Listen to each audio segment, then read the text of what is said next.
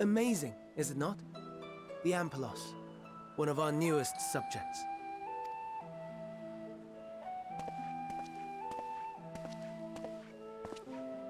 So, how are we coming along?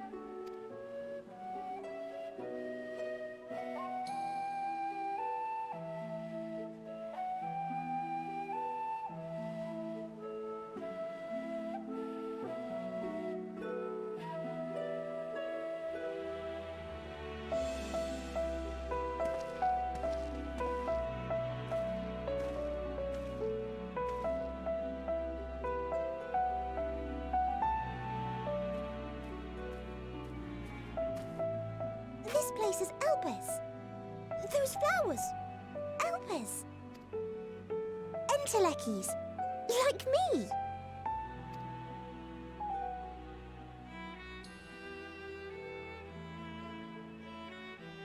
They are a product of Elpis, and so named for their birthplace. A happy accident, born of the hands of a former researcher who loved beautiful blossoms. Unique for how they change color, to reflect the emotional state of those nearby.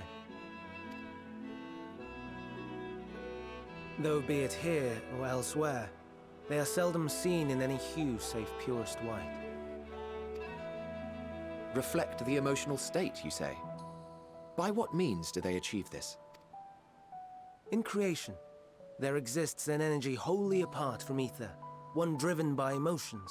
In like manner to how we manipulate ether, this flower is subject to the influence of said energy.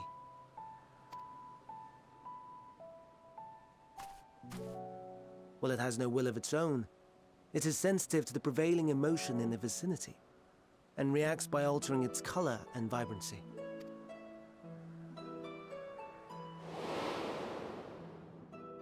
Akasha? It is one of the unseen energies defined by Harnish alchemical theory. Though a gross oversimplification, some describe it as an essence influenced by feelings.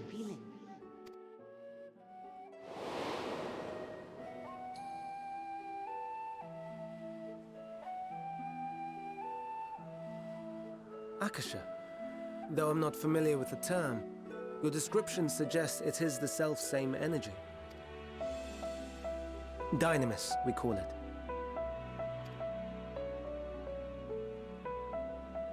And those entities like the Elpis flower that have the ability to interact with this energy, converting emotions into tangible phenomena, are Entelekis.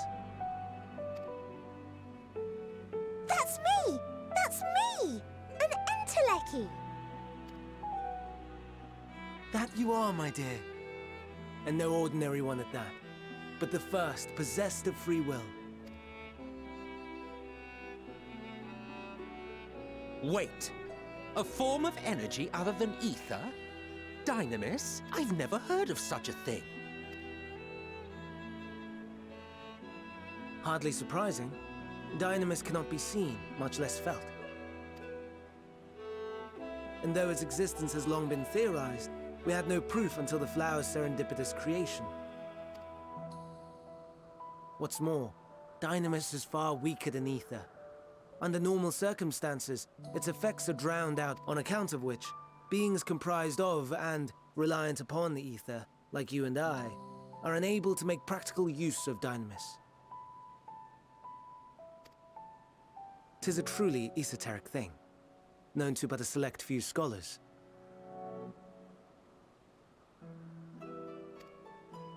Intriguing. Then, given the limitations you described, why create Meteon?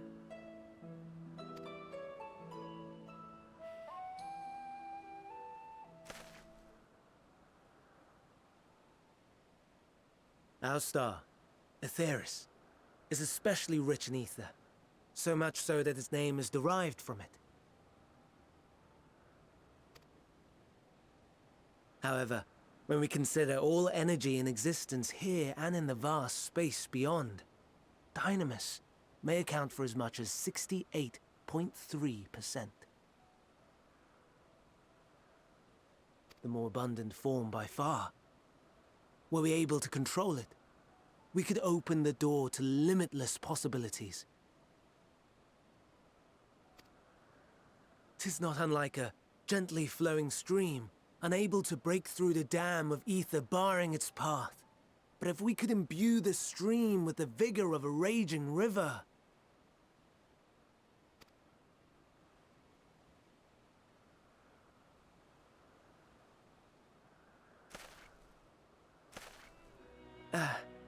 Not that I have such grand ambitions.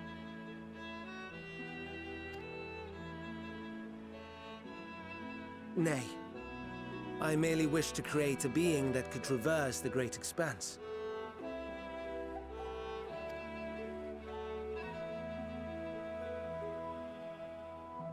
The relative scarcity of ether beyond the bounds of this star was a concern. And so, I looked to another source of energy by necessity.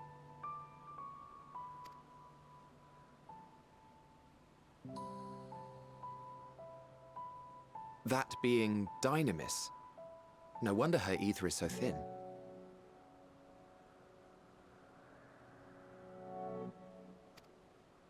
Precisely.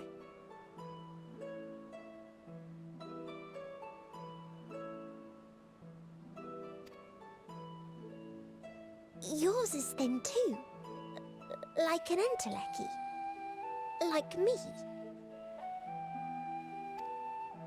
So, are we the same? Entelechies.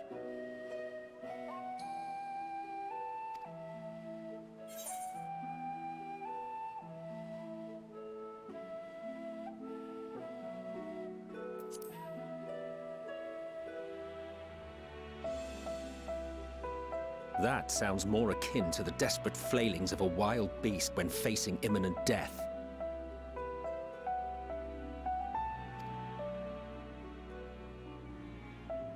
A deficit of ether alone does not an entelechy make. It would, however, make it easier for you to interact with Dynamis.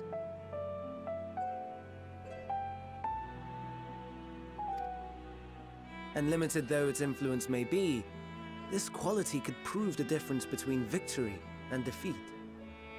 You do well not to underestimate it.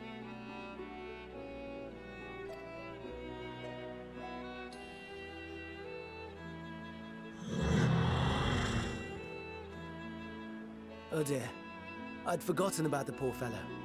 You must excuse me a moment while I go and verify a few more things.